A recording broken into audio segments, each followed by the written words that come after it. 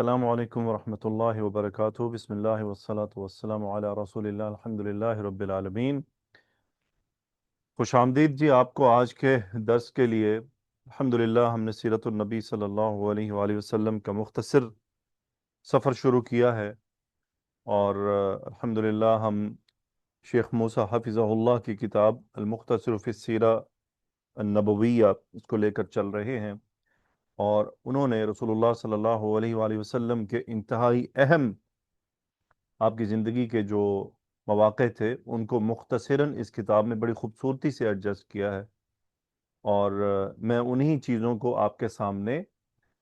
یعنی کتاب کا ترجمہ تو لفظاً نہیں شیئر کر رہا، لیکن انہی چیزوں کو اسی ترتیب پر مختصراً آپ کے ساتھ انہی پیرائے میں جس میں انہوں نے لکھا ہے آپ کے ساتھ اس کی جو سمجھ لیں تشریح بھی کر رہا ہوں اور آپ کے ساتھ شیئر بھی کر رہا ہوں۔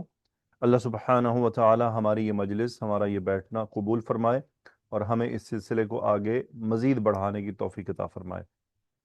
اللہم صلی علی محمد وعلی آل محمد کما صلیت علی ابراہیم وعلی آل ابراہیم انکا حمید مجید۔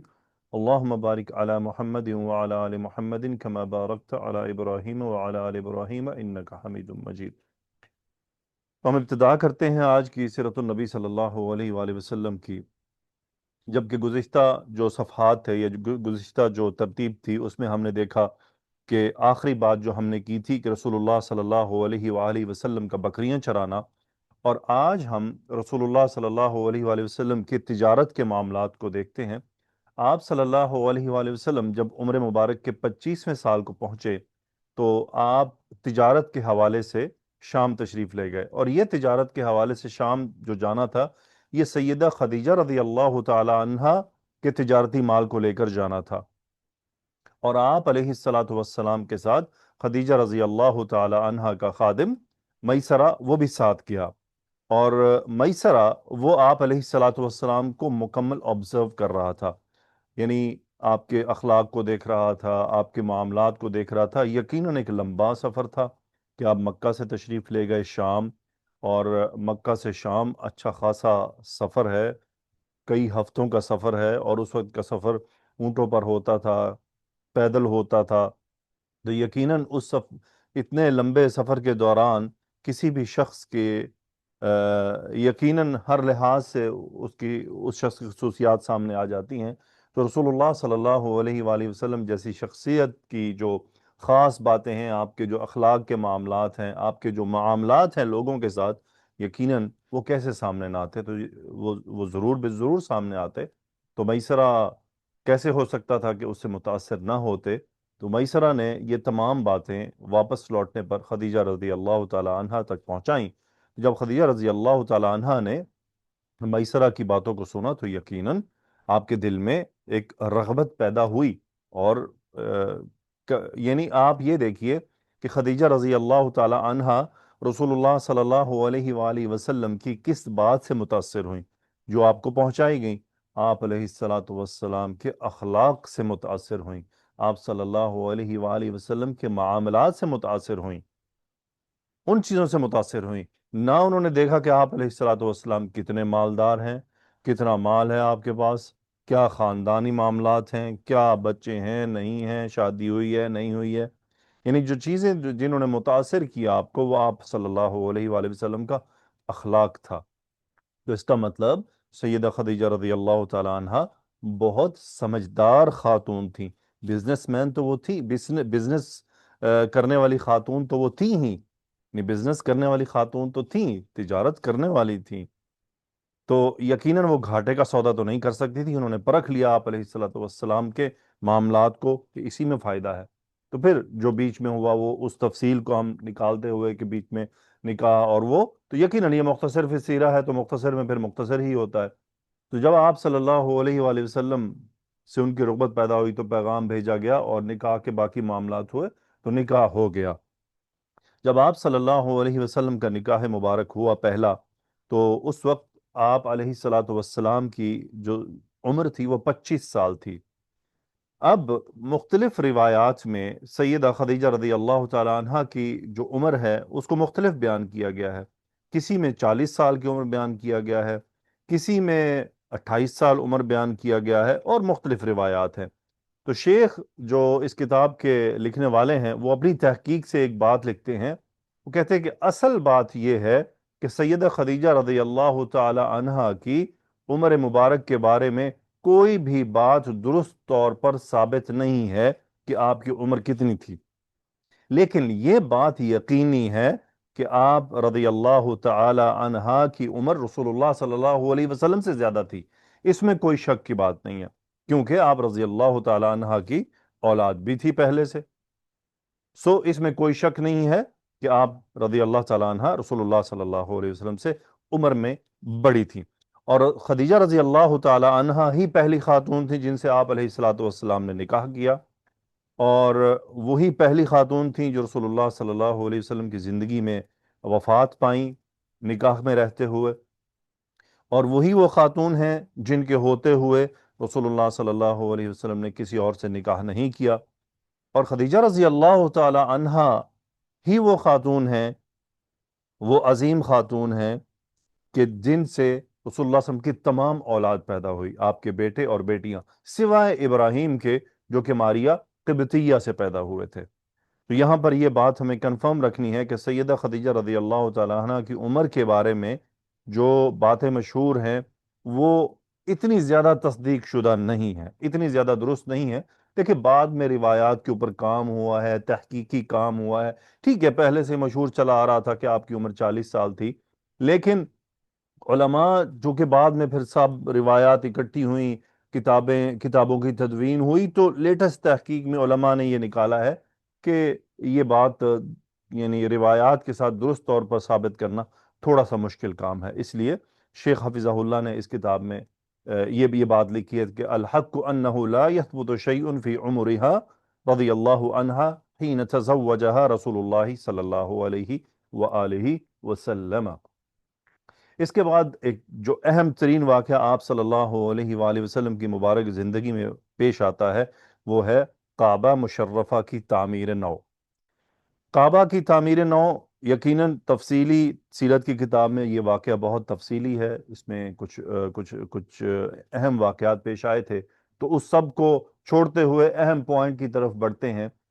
کہ جب یہ واقعہ ہوا تو رسول اللہ صلی اللہ علیہ وسلم کی عمر مبارک 35 سال تھی، اور کعبہ بنانے کو دوبارہ سے تعمیر کرنے کی سبب جو اس میں دیمک کا لگنا تھا، دیواروں کا کمزور ہو جانا تھا، جس کے سبب کعبہ کی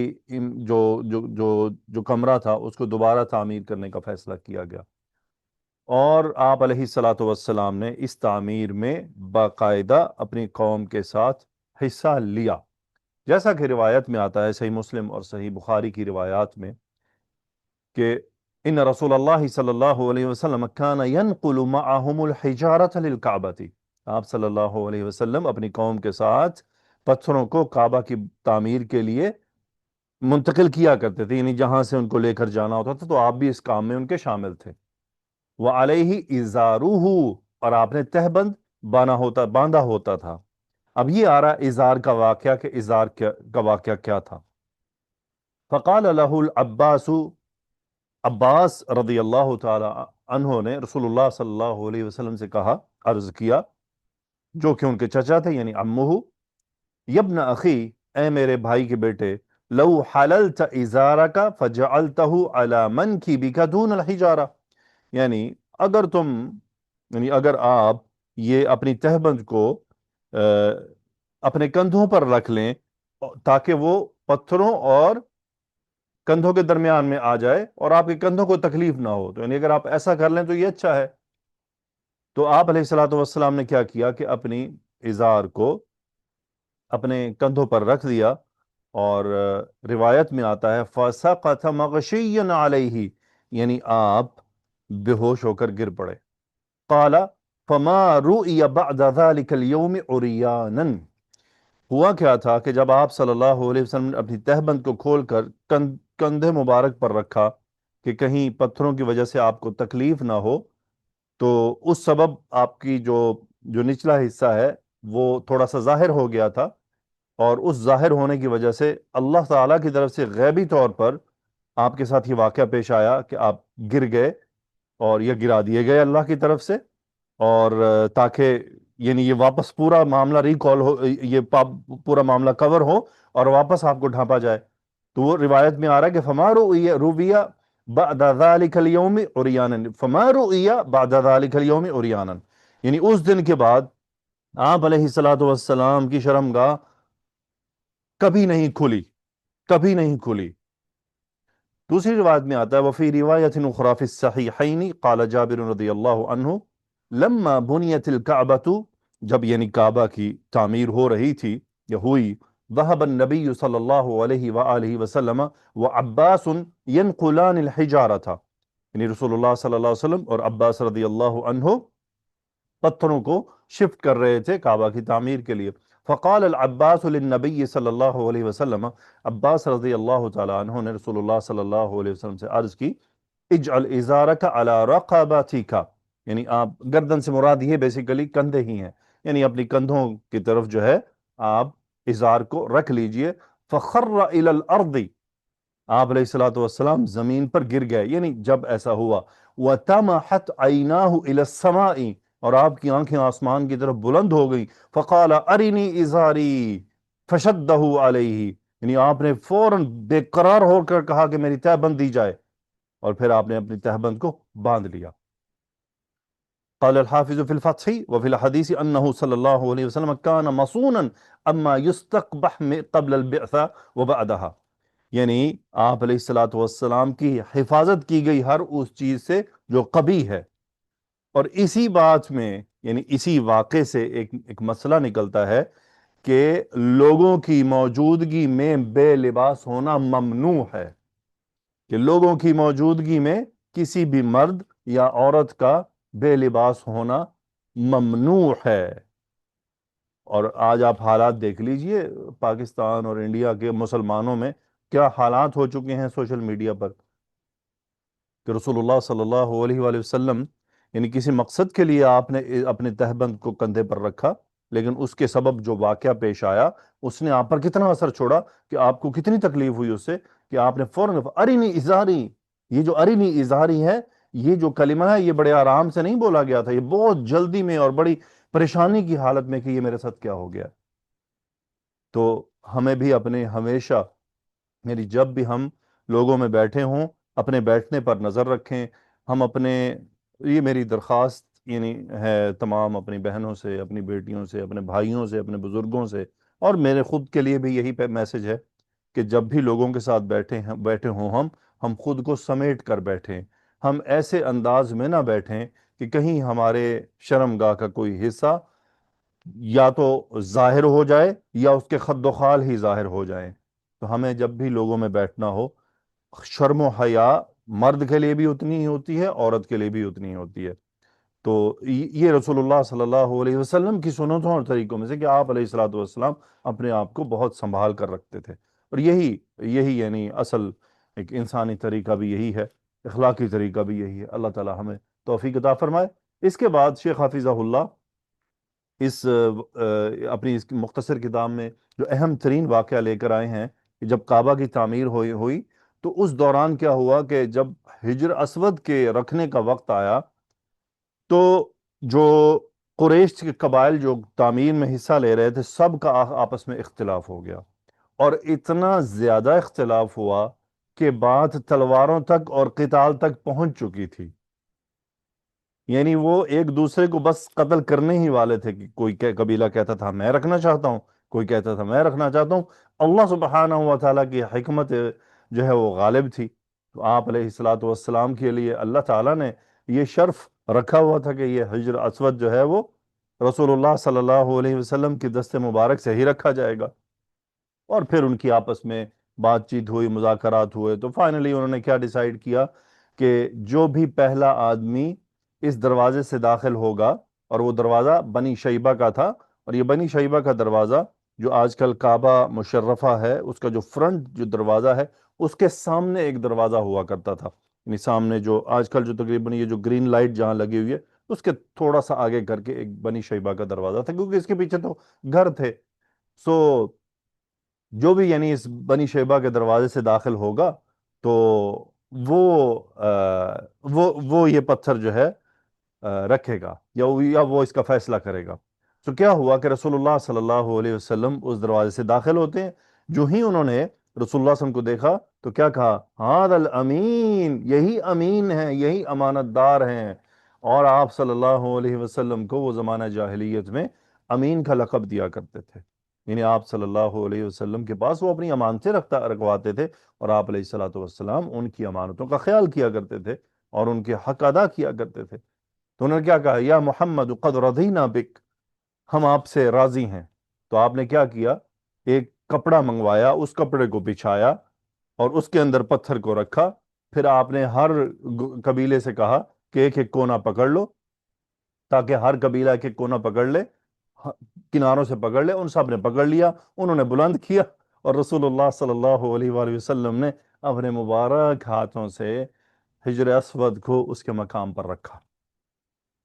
تو دیکھیں اللہ سبحانہ و تعالیٰ نے کیسے رسول اللہ صلی اللہ علیہ وآلہ وسلم کے لیے انتظام کر دیا تھا کہ حجر اسود کو رسول اللہ صلی اللہ علیہ وآلہ وسلم ہی اپنے مبارک ہاتھوں سے رکھیں گے۔ اس کے بعد جو اہم ترین بات وہ یہاں پر لکھنا چاہ رہے ہیں، کیونکہ اس کے بعد موضوع جو ہے وہ بعثت کی طرف موو آن ہو رہا ہے، کیونکہ اب تک جب کعبہ مشرفہ کی تعمیر ہوئی تو آپ صلی اللہ علیہ وآلہ وسلم کی عمر مبارک 35 سال تھی۔ تو اب یعنی 5 سال کا فرق رہ گیا، تو بعثت کی طرف اب ہم بڑھ رہے ہیں۔ سو بعثت کی طرف بڑھنے سے پہلے، بعثت سے پہلے انہوں نے انتہائی اہم پوائنٹ اپنی کتاب میں ایک نقطہ پیش کیا ہے، اور اس سے آگے پھر نبوت اور اس کے بعد کے معاملات شروع ہو جاتے ہیں۔ یہاں پر انہوں نے یہ پوائنٹ رکھنا چاہا ہے کہ رسول اللہ صلی اللہ علیہ وآلہ وسلم کی اللہ سبحانہ و تعالیٰ نے زمانہ جاہلیت میں بھی حفاظت فرمائی، آپ کے اخلاق کی حفاظت فرمائی، جاہلیت کے جو تمام عیوب تھے ان سے آپ کو دور رکھا، اور رسول اللہ صلی اللہ علیہ وسلم کے دل میں بت پرستی کی نفرت موجود رہی۔ آپ علیہ الصلوۃ والسلام بت پرستی سے دور رہے، آپ علیہ الصلوۃ والسلام شراب اور یہ خمر وغیرہ سے دور رہے، آپ صلی اللہ علیہ وسلم زمانہ جاہلیت کی یہ تمام جو محفلیں ہوا کرتی تھیں، رقص کی، ناچ گانے کی، اور یہ فضول قسم کی لغویات کی، آپ علیہ الصلوۃ والسلام ان سے دور تھے۔ اللہ تعالیٰ نے آپ کو خاص انداز میں اس سے بچا کر رکھا، اور یقیناً یہ آگے جو نبوت آنے والی ہے اور نبوت کا پیغام جو آپ پر اترنے والا ہے، اور اتنا بڑا پیغام جو اترنے والا ہے، تو یقیناً اس میں اللہ تعالیٰ کی طرف سے خاص حفاظت ضروری تھی کہ کوئی ایک بھی انگلی نہ اٹھا سکے آپ علیہ الصلوۃ والسلام کے کسی بھی معاملے پر، چاہے وہ معاملات ہوں، چاہے ذاتی معاملات ہوں، چاہے اخلاقیات ہوں، چاہے رشتوں کے ساتھ نبھانا ہو، کیونکہ نبوت کا درجہ اتنا بڑا درجہ ہے کہ اس کے اندر پھر موقع نہیں دیا جا سکتا کسی کو کسی بھی بات کا۔ تو اللہ تعالیٰ نے خاص انداز میں اپنے نبی کی حفاظت فرمائی، یعنی حتیٰ کہ آپ دیکھ لیجئے جب اظہار کا واقعہ ہوا کہ آپ کی تہبند کھلی تو اس کے فوراً بعد، یعنی اتنا موقع نہیں ملا، فوراً کور کی گئی۔ اللہ تعالیٰ نے ایسے حالات پیدا فرما دیے، جیسا کہ بعض روایات میں آتا ہے کہ کہیں پہ کوئی موسیقی کی آواز آ رہی تھی تو آپ علیہ الصلوۃ والسلام نے اپنے ساتھ جو بکریاں چرانے والا تھا اس کو کہا کہ بھئی یہ کہاں سے آ رہی ہے، تو آپ نے سوچا کہ بھئی وہاں پہ جائیں گے، تو آپ کو اتنی نیند آئی کہ آپ کو خیال ہی نہیں رہا، کہ وہ وقت بھی گزر گیا اور آپ بھول بھال گئے۔ تو غور کیجئے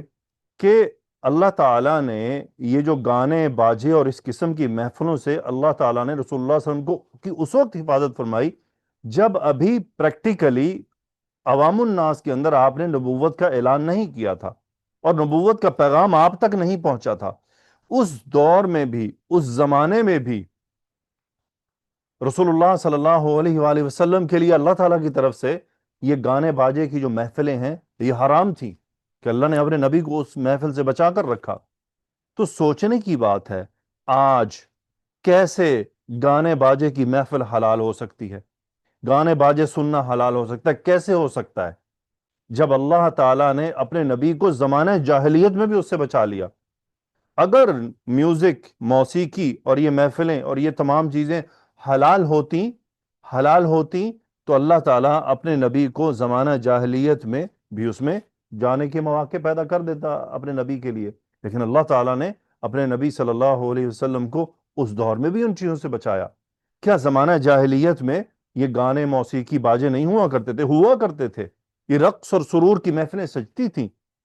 شراب پی جاتی تھی، عورتیں ناچتی نچائی جاتی تھیں، ان پر مال لٹایا جاتا تھا، گانے باجے کی محفل ہوتی تھی، تب بھی ساز تھے، تب بھی یہ گانے نکلنے والے لوگ موجود تھے، گانے پڑھنے والی بھی تھیں، گانے والی بھی عورتیں بھی تھیں، مرد بھی تھے۔ تو کیسے آج کوئی سنگر اٹھ کر، اور یہ تمام جتنے بھی دیکھیں، گانا سننے کے لیے اب یہ لازمی نہیں ہے کہ جی کوئی کہنا کہ رقص و سرور کی محفلیں یہ آدمی دیکھتا ہے، اب یہ ضروری نہیں رہ گیا کہ کسی کلب میں جا کر ہی دیکھنی ہے۔ اگر ہم نے سوشل میڈیا پر بھی دیکھ لی تو بات وہی کی وہی ہے، بات ویسے کی ویسے ہی ہے، صرف انداز بدلا ہے۔ سو یہ بات یاد رہے کہ موسیقی رسول اللہ صلی اللہ علیہ وآلہ وسلم کی نبوت سے پہلے ہی آپ پر حرام کر دی گئی تھی،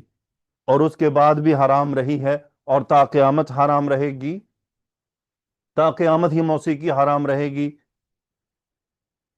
اگر کسی کو دلیل چاہیے تو سب سے بڑی دلیل یہ ہے کہ رسول اللہ صلی اللہ علیہ وسلم نے جب قیامت کی نشانیوں میں سے نشانیوں کا تذکرہ کیا تو اس میں ایک حدیث مبارکہ میں آتا ہے کہ قیامت کے نزدیک لوگ کیا ہے، موسیقی کو یا ان کے آلات کو اپنے لیے حلال قرار دے لیں گے۔ جب یہ کہا جائے کہ کوئی فلاں چیز کو اپنے لیے حلال قرار دے لے گا تو اس کا مطلب کیا ہے کہ وہ حرام تھی تو اسے حلال قرار دیا گیا۔ کہ بعض لوگ، یہ خاص طور پہ یہ جو سنگر لوگ ہیں جو مسلمان ہیں، یہ کہتے ہوتے ہیں ہمیں دلیل دکھائی جائے، جی ہمیں قرآن میں دکھایا جائے کہاں ہے موسیقی حلال، ہمیں حدیث میں دکھایا جائے کہاں یہ ہے حدیث میں موجود، کہ آخر وہ چیز حرام تھی تو اس کو قیامت کے نزدیک حلال کیا جائے گا۔ اگر وہ حلال ہی نہ، یعنی وہ شروع سے ہی حلال تھی، تو پھر یہ کہنے کا مقصد کیا تھا کہ قیامت کے نزدیک اس چیز کو حلال قرار دے دیا جائے گا، لوگ اس کو حلال سمجھنے لگیں گے۔ بہرحال اللہ سبحانہ و تعالی، یہ دیکھ لیجئے، میں اور آپ یہ جو خاص طور پہ یہ والا پیج ہے، غور کر لیں اس میں کہ جب بھی کبھی، یعنی یہ جو اخلاقی معاملات ہوتے ہیں، اس میں ہمیں اپنی حفاظت کرنی ہوتی ہے، اپنے بچوں کی بھی حفاظت کرنی ہوتی ہے، اپنی بھی کرنی ہوتی ہے۔ لیکن چونکہ ہم عام انسان ہیں، ہمارا جو معاملہ ہے وہ ڈیفرنٹ ہے، اگر کبھی غلطی کوتاہی ہو جائے تو اللہ سبحانہ و تعالیٰ سے توبہ استغفار کیا جائے، یقیناً اللہ تعالیٰ معاف کرنے والا، رحم کرنے والا ہے، مغفرت کرنے والا ہے۔ اللہ اپنے بندے کی توبہ کو پسند کرتا ہے۔ انشاءاللہ اگلے درس سے ہم بعثت کا سلسلہ شروع کر دیں گے، اور پھر انشاءاللہ اس کو ایک ترتیب پر وہ چلتا رہے گا۔ اسی لیے آج میں نے تھوڑا سا شارٹ کیا کہ بعثت کے ابتدائی معاملات کو اگر ہم ڈسکس کریں گے تو وہ خود ہی 20 25 30 منٹ لے جائیں گے۔ سو میری کوشش یہ ہے کہ یہ تمام جو اسباق ہیں، یہ تمام دروس ہیں، یہ 30 منٹ سے اوپر نہ ہوں، 30 تک ہی ہم رہیں تو اچھا ہے، تاکہ بہت زیادہ ہم پر بوجھ بھی نہ پڑے۔ تو اللہ تعالیٰ سے دعا کیجئے گا میرے لیے بھی، اپنے لیے، کہ اللہ تعالیٰ ہمیں ہماری مغفرت فرما دے، ہمیں رمضان المبارک کو اچھے طرح سے گزارنے کی توفیق عطا فرمائے، اور ہمیں رسول اللہ صلی اللہ علیہ وآلہ وسلم کی مبارک سیرت پر عمل کرنے کی ہمیں توفیق عطا فرمائے، آمین۔ سبحانک اللہم و بحمدک، اشہد ان لا الہ الا انت، استغفرک و اتوب الیک۔ اللہم صلی وسلم علی نبینا محمد، آمین یا رب العالمین۔ السلام علیکم ورحمۃ اللہ وبرکاتہ۔